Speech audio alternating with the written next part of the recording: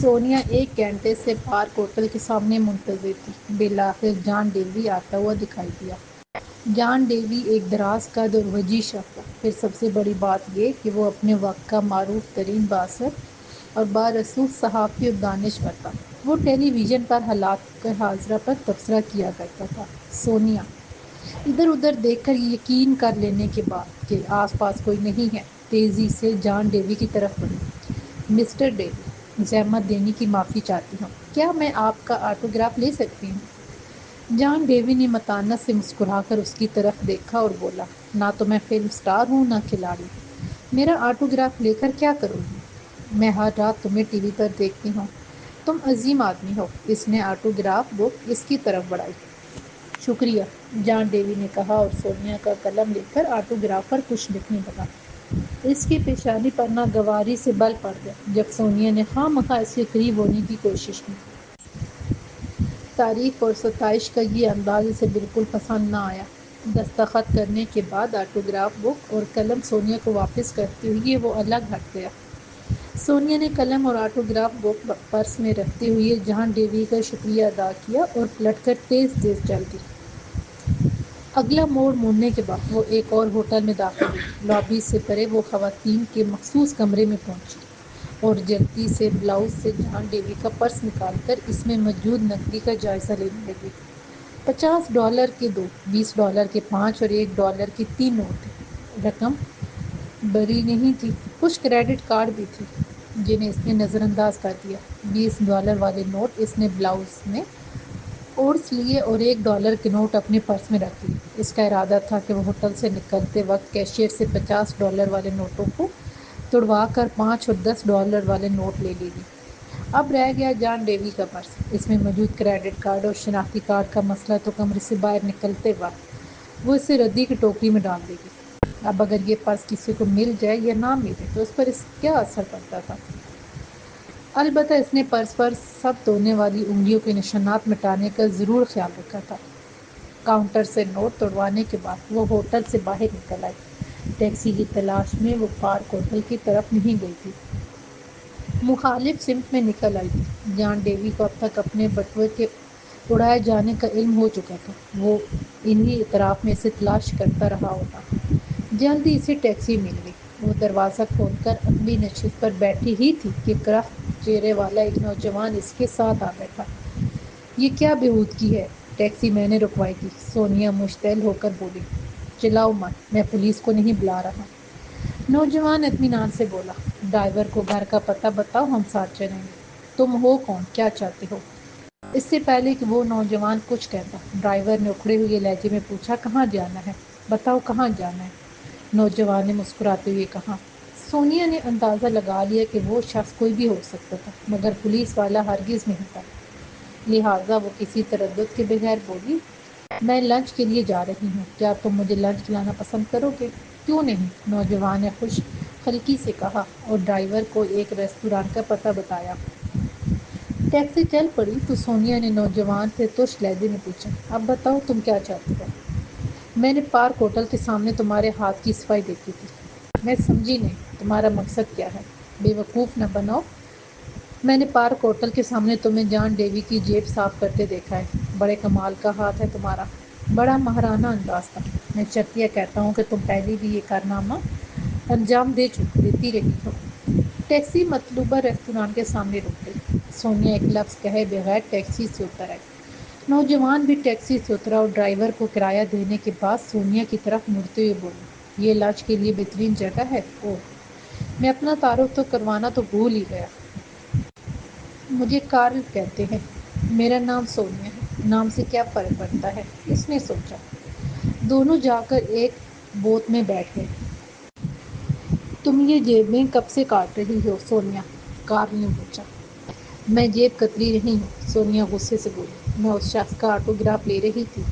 ٹھیک ہے، میرا خیال ہے اب ہم معاملہ طے کر لیں۔ تمہارے اطمینان کے لیے عرض ہے کہ میں پولیس مین نہیں ہوں بلکہ میں تمہیں تمہاری نوعیت کا کام دلا سکتا ہوں۔ سونیا نے غور سے اسے تیکھے نقوش اور سیاہ آنکھوں والے شخص کو دیکھا۔ اگر اس کے چہرے پر کرختگی نہ ہوتی تو وہ بلا شبہ وجیح ہوتا۔ کس نوعیت کا کام؟ اس نے پوچھا۔ ہر ہفتے کے آخری دن ایک بس ریاستی جیل تک جاتی ہے۔ اس میں قیدیوں کے عزیز اور رشتہ دار ہوتے ہیں جو ان سے ہفتہ وار ملاقات کے لیے جاتے ہیں۔ کیا تم نے کبھی اس بس پر سفر کیا ہے؟ اس کا سوال ہی پیدا نہیں ہوتا۔ میرا کوئی عزیز جیل میں نہیں ہے۔ کیا تم اس بس میں سفر کر سکتی ہو؟ کسی سے دوستی کر کے کوئی چیز میرے لیے اڑا سکتی ہو؟ سونیا ہنس پڑی، گویا تم جیب کاٹنے کے لیے میری خدمات حاصل کرنا چاہتے ہو۔ کم و بیش میرا یہی مقصد ہے۔ میں بتا چکی ہوں کہ میں جیب کتری نہیں ہوں۔ ویٹرس کے آ جانے سے ان کی گفتگو منقطع ہو گئی۔ بعد میں کارل بولا، تمہیں یاد ہوگا ابھی کچھ دیر پہلے میں نے معاملہ طے کرنے کی بات کی تھی۔ میں نے تمہیں پارک ہوٹل کے سامنے کام کرتے دیکھا تھا اور تمہاری صلاحیت کا قائل ہو گیا تھا۔ اب میں تمہاری صلاحیت معاوضے پر حاصل کرنا چاہتا ہوں۔ بزنس کوئی بری بات تو نہیں ہے؟ سونیا کچھ دیر سوچتی رہی، پھر بولی، اگر میں تمہارے نزدیک اس قدر اہم ہوں اور میری صلاحیت تمہارے لیے اس قدر مفید ہے تو اس صلاحیت کی کیا قیمت لگاتے ہو؟ $500 کے بارے میں کیا خیال ہے؟ پیشکش بری نہیں تھی، مگر سونیا سب میری سے بولی، کام کی نوعیت کے اعتبار سے یہ معاوضہ کام ہے۔ اس قسم کا کام خطرناک ہوتا ہے۔ پولیس بھی اس بس میں ہوتی ہوگی؟ نہیں، پولیس نہیں ہوتی، صرف ڈرائیور ہوتا ہے اور قیدیوں کے عزیز و اقارب جو ان سے ملنے جا رہے ہوتے ہیں۔ یہ ایسے لوگ ہوتے ہیں جن کے پاس اپنی کوئی سواری نہیں ہوتی، وہ بس پر جانے پر مجبور ہوتے ہیں۔ بس میں زیادہ تر میکسیکو کے لوگ ہوتے ہیں، ان کے علاوہ کچھ اور لوگ بھی ہوتے ہیں۔ خاصا رش ہوتا ہے۔ تمہیں اپنا کام انجام دینے میں کوئی دقت نہیں ہوگی، تم کسی کی نظروں میں نہیں آؤ گی۔ پھر اس کے علاوہ ہمیں کوئی جیل میں تو داخل نہیں ہونا ہے، گیٹ سے ہی واپس آ جانا ہے۔ جب بس گیٹ پر رکے تو تم وہاں سے سرک لینا اور ایک بلاک کے فاصلے پر جا کر ایک چھوٹے سے بار میں انتظار کرنا۔ 3 گھنٹے بعد تم اسی بس سے واپس آ جاؤ گی۔ اگر تمہیں گیٹ پر کوئی مسافروں سے لگ ہوتی ہے دیکھے اور سوال کر بیٹھے تو بے دریغ کہہ دینا کہ تم میں اتنا حوصلہ نہیں ہے کہ ایک دو گھونٹ کچھ پیے بغیر اپنے بھائی یا شوہر یا دوست کا سامنا کر سکو۔ تم چاہتے ہو کہ میں بس میں بیٹھ کر کسی کی جیب کاٹوں اور پھر 3 گھنٹے کے انتظار کے بعد اسی بس پر انہی مسافروں کے ہمراہ واپس آؤں؟ سونیا آنکھ نکالتی ہوئی بولی، نہیں نہیں، میرا یہ مطلب نہیں تھا۔ کارل جلدی سے بولا، تمہیں واپسی پر کسی کی جیب کاٹنی ہوگی، یا یہی سمجھ لو پرس میں سے کچھ اڑانا ہوگا۔ وہ پرس ایک عورت کا ہوگا جو اپنے شوہر سے مل کر واپس آ رہی ہوگی۔ $1000، کچھ رعایت کرو، $750 ٹھیک رہیں گے۔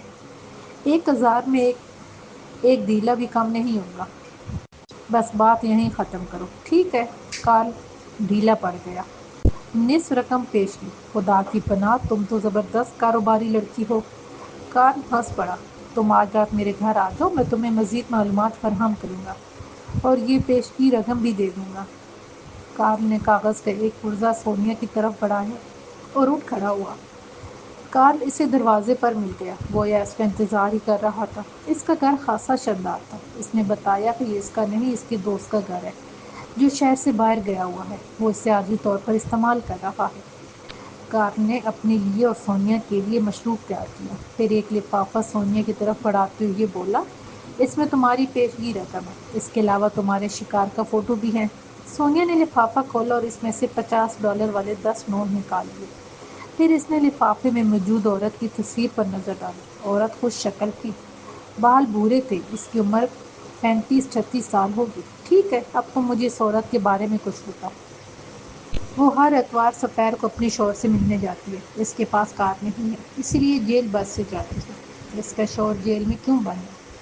دھوکہ دہی اور غبن کے سلسلے میں، گزشتہ ریاستی انتخابات کے سلسلے میں جو مہم چلائی گئی تھی، اس کے چندے کے حساب میں کچھ ہیر پھیر ہے۔ ویسے اس بات کا تم سے کوئی تعلق نہیں ہونا چاہیے۔ سونیا زور سے ہنسی، گویا وہ شریف بدمعاش ہے۔ کاش مجھے کبھی اس کی جیب کاٹنے کا موقع ملتا۔ تم بس میں جاتے ہوئے ہیلما لائٹ سے دوستی پیدا کرو، اس کے ساتھ نشست حاصل کرنے میں تمہیں کوئی دشواری نہیں ہوگی۔ پھر واپسی کے سفر میں بھی تم اس کے ساتھ بیٹھو اور کسی طرح سے اس کے پرس سے کچھ کاغذات نکالو۔ مجھے یقین ہے وہ ان کاغذات کو ضرور اپنے پرس میں رکھتی ہوگی۔ اس کے پاس کتنے کاغذات ہوں گے؟ نوٹ بک کے کچھ ورق ہوں گے، میں ان کے سائز کے بارے میں کچھ نہیں بتا سکتا، اسی لیے کہ مجھے خود معلوم نہیں۔ تحریر ہاتھ سی ہوگی، جیسے کہ عموماً خطوط لکھے جاتے ہیں۔ وہ کاغذ حاصل کرنے کے بعد مجھے کیا کرنا ہوگا؟ واپسی میں جہاں بس آ کر رکے گی، میں وہاں سے ایک بلاک کے فاصلے پر ایک سرخ بیوک میں موجود ہوں، تم وہ کاغذات لا کر میرے حوالے کر دینا، بات واضح ہوگی، کارل نے پوچھا۔ سونیا نے اس بات میں سر کو جنبش دی اور جانے کے لیے اٹھ کھڑی ہوئی۔ اتوار آنے میں بھی 3 دن باقی تھے اور یہ 3 دن سونیا نے سوچ بچار میں گزارے۔ اس کا دل کہتا تھا کہ وہ $500 چپ چاپ رکھے اور معاملے کو گول کر دے۔ کارل اس کا معاش کا غنڈہ نظر نہیں آتا تھا کہ $500 کے لیے اسے تلاش کرنے نکل کھڑا ہوگا۔ اگر وہ اس تک پہنچ بھی گیا تو وہ بہانہ بنا دے گی کہ اتوار کو بیمار پڑ گئی تھی۔ لیکن جب اتوار کا دن آیا تھا، اس نے ایک ایماندار اور دیانتدار ایجنٹ کی مانند اپنے کام کو انجام دینے کا فیصلہ کر لیا۔ اس فیصلے کی محرک وہ بقیہ $500 بھی تھے جو کام انجام دینے کے بعد اسے ملنے تھے۔ کارل نے $500 پیشگی دے کر اس پر جو بھروسہ کیا تھا، اس بھروسے کو مجروح نہیں ہونا چاہیے۔ آخر کاروباری ساکھ بھی کوئی چیز ہے۔ بس کاؤنٹی آفس کی عمارت کے سامنے کھڑی تھی۔ بس کے قریب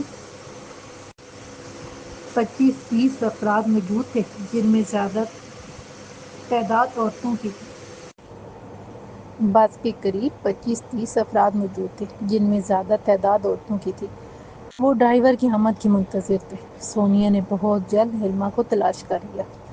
وہ مجمع کے عتب میں کھڑی تھی۔ سونیا اس کی طرف بڑھی اور رسمی انداز میں ہیلو کہا اور پوچھا، کیا یہ تمہارا پہلا موقع ہے؟ ہیلما نے سر کو انکار میں ہلاتے ہوئے کہا، نہیں، میں ہر اتوار کو جاتی ہوں۔ کیا تمہارے پاس بھی کار نہیں ہے میری طرح؟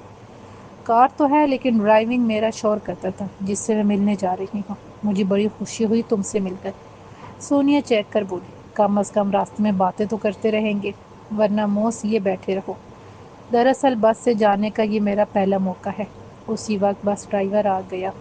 سارے مسافر بس میں سوار ہو گئے۔ سونیا اور ہیلما بھی بس میں سوار ہوئی، لیکن یہ دیکھ کر سونیا کی جان نکل گئی کہ کوئی بھی ایسی نشست خالی نہیں رہ گئی تھی کہ وہ دونوں ساتھ بیٹھ سکتی۔ اب انہیں الگ الگ بیٹھنا تھا اور یہ منصوبے کے خلاف تھا۔ پھر سونیا نے ہیلما کی آواز سنی، وہ کسی سے کہہ رہی تھی، جوزے، کیا تم یہ سیٹ خالی کرو گے تاکہ ہم دونوں ساتھ بیٹھ سکیں؟ یہ دیکھ کر سونیا کی جان میں جان آئی کہ جوزے نے وہ سیٹ خالی کر دی تھی اور دوسری نشست پر بیٹھ گیا تھا۔ سونیا نے پوچھا، تمہارے شوہر کو سزا کیوں ہوئی تھی؟ سیاسی چکر ہے، کہتے ہیں اس نے غبن کیا ہے۔ تم سے کس سے ملنے جا رہی ہو؟ ایک دوست ہے جو ایک شراب خانے کو لوٹتا ہوا پکڑا گیا تھا۔ سونیا سفید جھوٹ بولی۔ یہ تو بہت برا ہوا، ہیلما بولی۔ پھر جیسے چونکتے ہوئے کہا، وہ ہم نے اپنا تعارف تو کروایا ہی نہیں۔ مجھے ہیلما کہتے ہیں اور مجھے سونیا، سونیا نے مسکراتے ہوئے کہا۔ پھر ان کے درمیان موسم، جیل کی زندگی اور مرد کے بغیر عورت کے شب و روز اور ایسے ہی غمگین مسائل پر گفتگو ہونے لگی۔ سونیا کو اس عورت پر ترس آنے لگا۔ ذرا دیر کو وہ یہ بھول گئی کہ واپسی میں کیا کام انجام دینا ہے۔ سونیا نے یہ سوچ کر خود کو تقویت پہنچائی کہ اسے اس عورت کی نقدی پر تو ہاتھ میں ڈالنا نہیں ہے۔ کاغذات کا ہی تو معاملہ ہے، لہٰذا وہ اس دکھی عورت کے لیے زیادہ تکلیف کا سبب نہیں بنے گی۔ بس جیل کی گیٹ پر رکی اور مسافر اتر آئے تو سونیا ہیلما کے شانے پر ہاتھ رکھتے ہوئے قدرے نروس ہونے کا مظاہرہ کرتی ہوئے بولی، پہلے میں کچھ پی لوں، واپسی میں ملاقات ہوگی۔ میں سمجھتی ہوں، ہیلما خلوص سے بولی۔ کیا میں تمہارے ساتھ چلوں؟ نہیں نہیں، تم کیوں اپنا وقت خراب کرتی ہو؟ تم چلو، میں ابھی آئی۔ سونیا نے بھی خلوص کا مظاہرہ کیا۔ کچھ فاصلے پر واقع ایک بار میں جا کر وہ بیٹھ گئی۔ سینڈوچ اور بیئر سے فارغ ہونے کے بعد بھی اس کے پاس کافی وقت تھا اور وقت گزاری 1-2 برقہ تھا۔ کسی طرح سے 5 بجے تک وقت گزارنا تھا۔ پھر وہ باہر نکل آئی اور ادھر ادھر گھوم پھر کر مختلف دکانیں اور شو روم دیکھتی رہی۔ خدا خدا کر کے 5 بجے وہ پہلا مسافر گیٹ سے نکل کر بس کی طرف بڑھتا دکھائی دیا۔ سونیا تیزی سے بڑھی اور بس میں داخل ہو کر اپنی نشست پر بیٹھ گئی۔ بس میں داخل ہونے والا آخری مسافر ہیلما تھی۔ وہ پہلے کی مانند اس کے ساتھ ہی بیٹھ گئی۔ کیسی رہی ملاقات؟ سونیا نے پوچھا۔ آج وہ بہت خوش تھا۔ اس کا کہنا ہے کہ دشمنوں نے اسے پھانس ضرور لیا، لیکن وہ جلد ہی ان کا بنا ہوا جال توڑ دے گا۔ ہو سکتا ہے اسے جلدی رہائی مل جائے۔ اوہ، یہ تو بہت خوشی کی بات ہے۔ سونیا نے خود ساختہ مسرت کا اظہار کیا۔ اس کی نظریں ہیلما کے بیگ پر جمی ہوئی تھیں جو ان دونوں کے درمیان رکھا ہوا تھا۔ تمہارا دوست کیسا ہے؟ ہیلما نے پوچھا۔ ٹھیک ہے، وہ ہر حال میں خوش رہنے والا شخص ہے۔ میرے شوہر کا کچھ لوگوں سے جھگڑا چل رہا ہے، کچھ لوگوں نے اس سے وعدہ خلافی کی ہے، مگر سب ٹھیک ہو جائے گا۔ ہیلما اپنی رو میں بولے جا رہی تھی اور سونیا کی انگلیاں اس کے بیگ سے کھیل رہی تھیں۔ اس نے بیگ کھول لیا تھا اور انگلیاں کاغذات سے مس ہو رہی تھیں۔ اتفاق سے بس کا الٹا ٹائر ایک گڑھے مر سے گزرا، بس کو دھچکا لگا اور سونیا ہلما پر لد سی گئی۔ جب وہ سیدھی ہوئی تو کاغذات اس کے بلاؤز میں پہنچ چکے تھے، کام تمام ہو چکا تھا۔ بس منزل پر پہنچ کر رکی تو دونوں نے آئندہ اتوار تک کے لیے ایک دوسرے کو خدا حافظ کہا اور رخصت ہو لی۔ سونیا نے فوراً ایک ٹیکسی لے لی، وہ اس لمحے ہیلما سے زیادہ دور جانا چاہتی تھی، مبادا وہ چلتے چلتے بیگ کھول کر دیکھے اور اس کی چوری پکڑی جائے۔ ٹیکسی میں بیٹھ کر اس نے گہری سانس لی اور بلاؤز سے کاغذات نکال کر اس کا جائزہ لینے لگی۔ وہ پینسل سے لکھی ہوئی تحریر تھی، پہلے صفحے کا نمبر 38 تھا۔ سونیا نے پہلا صفحہ پڑھنا شروع کیا۔ ہماری تیسری میٹنگ میں سینیٹر نے تجویز پیش کی کہ میں انتخابی مہم کے چندے کو 2 کھاتے رکھوں، ایک کھاتے میں۔ سونیا کو معاملے کی تہہ تک پہنچنے میں دیر نہیں لگی، تو اس طرح ہلما کے شوہر کو پھنسایا گیا تھا۔ گویا سینیٹر سے اس کی دشمنی چل رہی تھی اور سینیٹر ہی نے اس پر غبن کا الزام عائد کر کے اسے جیل بھجوایا تھا، جبکہ اصلی مجرم خود سینیٹر ہی تھا۔ کہاں جانا ہے خاتون؟ ٹیکسی ڈرائیور نے پوچھا۔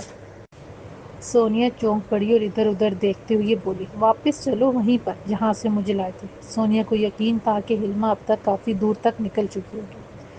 ڈرائیور نے بڑی عجیب نظروں سے سونیا کی طرف دیکھا۔ سرخ بیوک کے قریب پہنچ کر اس نے ٹیکسی کو فارغ کر دیا۔ وہ کار میں بیٹھ گئی تو کارل بولا، تمہیں ہو کیا گیا تھا؟ تم بس سے اتری اور پھر غائب ہو گئی۔ بس سے اتر کر سیدھے تمہاری طرف آنا مناسب نہیں تھا۔ بس سے اترتے ہوئے ہلما اپنے کاغذات چیک کرتی تو کارل نے تفہیمی انداز میں سر ہلایا اور کہا، تو وہ کاغذات تم کو مل گئے؟ ہاں یہ رہے۔ سونیا نے کاغذات کارل کی طرف بڑھائے۔ کارل انہیں الٹ پلٹ کر دیکھتا رہا، پھر بولا، یہی وہ کاغذات ہیں جن کی وجہ سے ہم پریشان تھے۔ وہ ہلما کا شوہر کوئی کتاب لکھ رہا ہے کیا؟ سونیا نے پوچھا۔ ہاں، وہ کچھ تو لکھ رہا تھا مگر اب نہ لکھ سکے گا، کارل نے کہا اور ایک لفافہ سونیا کی طرف بڑھاتے ہوئے بولا، یہ رہی تمہاری بقیہ رقم۔ سونیا نے لفافہ لے لیا اور کھول کر دیکھا، اس میں $500 کے نوٹ موجود تھے۔ اب تم ان کاغذات کا کیا کرو گے؟ سونیا نے پوچھا۔ اس بات کا فیصلہ دوسرے لوگ کریں گے، میرا کام تو اس صفحہ کی تصدیق تھی کہ لائڈ اپنی بیوی ہلما کے توسط سے جیل سے کسی مسودے کے صفحات باہر بھیج رہا ہے۔ اس رات سوتے سوتے سونیا کی آنکھ یک بیک کھل گئی، ورنہ عام حالات میں وہ بڑی بے فکری کی نیند سوتی تھی۔ کوئی بات تھی جو اسے پریشان کر رہی تھی، کوئی چیز تھی جو اس کے لاشعور میں چبھ رہی تھی۔ پھر روشنی کی ایک چھپاکی کی مانند وہ چیز اس کے ذہن میں منکشف ہو گئی۔ صفحہ نمبر 38۔ گویا ہلما پہلے ہی اپنے شوہر کے مسودے کے 27 صفحات جیل سے باہر لا چکی تھی۔ 2 صفحات ہلما کے پاس ہوں گے، کارل کو ان صفحات کی تلاش ہوگی، وہ ہلما کے پیچھے لگ چکا ہوگا۔ اگر ہلما کے شوہر کی زندگی خطرے میں تھی تو ہلما کی زندگی بھی خطرے میں پڑ چکی ہوگی، اور یہ سب کچھ اس کی وجہ سے ہوا تھا۔ وہ کارل کی اعلی کار بن گئی تھی، وہ لوگوں کی جیبوں پر ہاتھ ضرور صاف کرتی تھی لیکن کسی کی زندگی کے خواہاں نہیں ہو سکتی تھی۔ وہ ایک دم بے چین ہو گئی، اسے کچھ کرنا چاہیے، کسی طرح ہلما کو اس خطرے سے مطلع کرنا چاہیے، لیکن کس طرح؟ اسے تو ہلما کا پتہ بھی نہیں معلوم تھا۔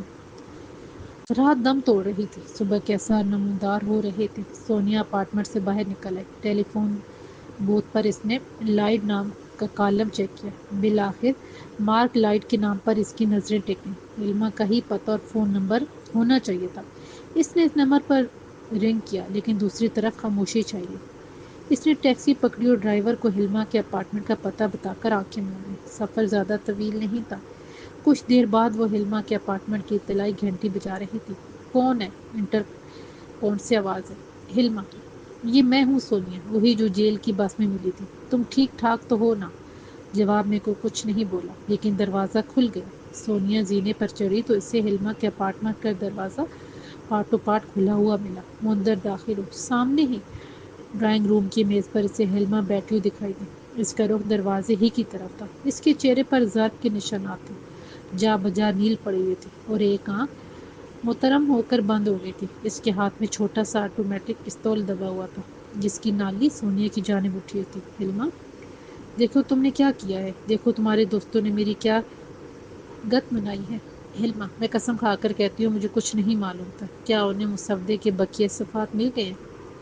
تو تم یہ معلوم کرنے آئی ہو کہ مسودے کے بقیہ صفحات کہاں ہیں؟ انہی نے تمہیں دوبارہ بھیجا۔ تمہیں میری بات پوری سننا ہوگی ہلما۔ کارل نامی ایک شخص نے میری خدمات حاصل کی تھی کہ میں تمہارے ساتھ چل کر بس میں سفر کروں اور تمہارے بیگ سے کاغذات اڑا دوں۔ گزشتہ رات مجھے خیال آیا کہ اس سے پہلے کہ صفحات یقیناً تمہارے پاس ہوں گے اور ہو سکتا ہے وہ تمہیں نقصان پہنچائیں۔ یہی وجہ ہے کہ میں اس وقت تمہارے پاس آئی ہوں تاکہ تمہیں متوقع خطرے سے آگاہ کر دوں۔ میں تمہاری کون ہوں جو تم میرے لیے پریشان ہو رہی ہو؟ ہلما گلوگیر لہجے میں بولی۔ تم میری دوست ہو، میں تمہارے ساتھ ہوں، سونیا پرزور لہجے میں بولی۔ مجھے ان لوگوں سے نفرت ہو گئی ہے جنہوں نے مجھے اعلیٰ کار بنایا اور اصل معاملے سے بے خبر رکھا۔ یقین کرو میں اتنی بری نہیں ہوں۔ سونیا کی آواز رک گئی۔ پتہ نہیں کیوں جی چاہتا ہے تمہاری بات کا یقین کر لوں۔ ہلما نے ایک سردار کے ساتھ پستول رکھ دیا۔ یقین کرو ہلما، میں بہت شرمندہ ہوں کہ ان کی اعلیٰ کار بن گئی۔ تمہارے شوہر کا کیا حال ہے؟ کیا میں اس صورتحال سے مطلع کروں؟ بہت دیر ہو چکی ہے۔ کل رات ایک قیدی نے اسے اس بری طرح زرکوب کیا کہ وہ مر گیا۔ ہلما ہونٹ کاٹتی ہوئی بولی۔ اس کی آنکھوں میں آنسو چمک رہے تھے۔ ذرا توقف کے بعد وہ دوبارہ بولی۔ وہ کسی کو بخشتے نہیں، ذرا بھی مہلت نہیں دیتے۔ یہ بات ابھی 1 گھنٹہ پہلے کارل نے مجھے زد و گوب کرتے ہوئے یہ بتائی۔ تم کچھ کر نہیں سکتی تو پولیس ہی کو بلا لو۔ اس ریاست میں اس سینیٹر کا سکہ چلتا ہے، وہ بہت اثر و نفوذ والا آدمی ہے۔ لائٹ نے معلوم کر لیا تھا کہ قطعی نہیں۔ دروازے سے ایک آواز نے ہلما کے جملے کو قطع کر دیا۔ سونیا نے مڑ کر دیکھا۔ دروازے پر کارل کھڑا ہوا تھا۔ وہ ایک ہاتھ میں دستانے پہنے ہوا تھا اور اس ہاتھ میں ریوالور دبایا ہوا تھا۔ تمہیں یہاں نہیں آنا چاہیے تھا سونیا، وہ سونیا سے مخاطب ہوا۔ تمہیں تمہارے کام کا معاوضہ دے دیا گیا تھا، تمہیں اس معاملے سے باہر رہنا چاہیے تھا۔ ہلما کی نظریں اپنی پستول کی طرف چلی گئیں، لیکن کارل زیادہ پھرتیلا ثابت ہوا۔ اس نے ہاتھ مار کر پستول فرش پر گرا دیا اور غراتا ہوا بولا، ایسی حماقت نہ کرنا ہلما، میں بقیہ 37 صفحات کی واپسی کے لیے آیا ہوں۔ اگر وہ مجھے نہیں ملے تو میں تمہیں قتل کر دوں گا۔ اس کے ساتھ ہی اس نے ریوالور سے ہلما کے چہرے پر ضرب لگانا چاہا۔ اسی لمحے سونیا تیزی سے جھکی اور اپنے پاؤں کے قریب پڑا ہوا ہلما کے پستول اٹھایا اور کارل کے سر میں گولی مار دی۔ کارل لڑکھڑایا اور فرش پر گر کر ساکت ہو گیا۔ ہلما دیر تک گنگ بیٹھی رہی، پھر بڑھائی ہوئی آواز میں بولی، یہ تم نے میرے لیے کیا؟ تم نے میری جان بچائی، آخر کیوں؟ میں نے کہا تھا نا کہ میں تمہاری دوست ہوں، اور پھر تمہاری مصیبت کی ذمہ دار بھی میں ہی تھی۔ اسے ایک طرف سے کفارہ سمجھو۔ اب کیا ہوگا؟ ہلما بے حد پریشان ہو گئی تھی۔ کچھ نہیں ہوگا، سونیا اطمینان سے بولی۔ مجھے صرف ایک ٹیلی فون کرنا ہوگا، اگرچہ وہ کوئی سینیٹر تو نہیں لیکن کسی سینیٹر سے کم بھی نہیں۔ اس کی آواز بہت مضبوط اور معتبر ہے۔ سونیا بہت بے چینی سے منتظر تھی۔ جب جیل کے گیٹ پر ہر اتوار کی سپہر کو آنے والی بس آ کر رکی اور ان میں سے ملاقاتیوں کا ہجوم اترنے لگا، اس کی متلاشی نظروں نے فوراً ہی ہلما کو تلاش کر لیا، جو ہاتھ ہلاتی ہوئی تیزی سے اس کی طرف آ رہی تھی۔ ضابطۂ کارروائی مکمل ہونے کے چند منٹ بعد ہلما جیل کے احاطے میں کھڑی اس سے گفتگو کر رہی تھی۔ آج کا دن کتنا اچھا ہے نا، سونیا محبت سے بولی۔ ہلما مسکرا دی۔ ضرور تم نے آج کا اخبار دیکھا ہوگا، سینیٹر نے استعفیٰ دے دیا ہے۔ یہ تو ایک انجام کا آغاز ہے، سینیٹر کا جو ہوگا سو ہوگا۔ میں تمہارے بارے میں سوچ رہی ہوں، میں نے کبھی سوچا بھی نہیں تھا کہ لائٹ کی طرح ہر ہفتے تمہیں دیکھنے کے لیے جیل کی بس میں سفر کرنا پڑے گا۔ پریشان نہ ہو، میں اس سے پہلے بھی جیل میں رہ چکی ہوں، سونیا نے مسکراتے ہوئے کہا، اور اس مرتبہ جیل آ کر مجھے کوئی پچھتاوا نہیں ہو سکتا۔ یہاں رہ کر میں کوئی چونکا دینے والی کتاب لکھ لوں،